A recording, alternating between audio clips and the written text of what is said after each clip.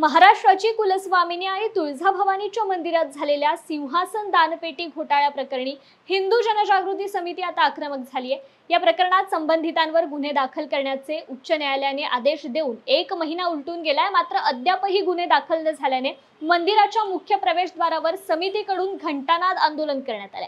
यावेळी अवमान याचिका दाखल करण्याचा इशारा हिंदू जनजागृती समितीच्या वतीने देण्यात आलाय।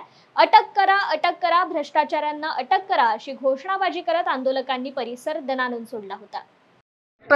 कुलस्वामिनी आई तुळजाभवानीच्या या मंदिरामध्ये सिंहासन दानपेटीच्या माध्यमातून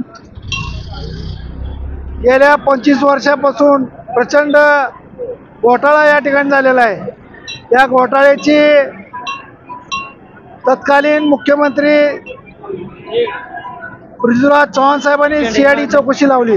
या सीआयडी चौकशी होऊन सुद्धा या सरकारनं तुळजाभवानी मंदिर संस्थांचे विश्वस्तांवर गुन्हे नोंद करा अशी मागणी हिंदू जनजागृती समितीच्या वतीनं संभाजीनगरच्या उच्च न्यायालयामध्ये केली।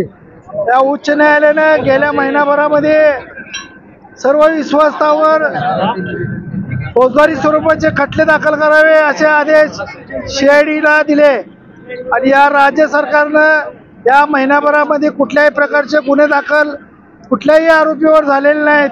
म्हणून या ठिकाणी आज तुळजाभवानीच्या मंदिरापुढं व प्रशासकीय कार्यालयाच्या समोर आज घंटानाद आंदोलन, धरणे आंदोलन या ठिकाणी हिंदू जनजागृती समितीच्या वतीनं करण्यात येत आहे।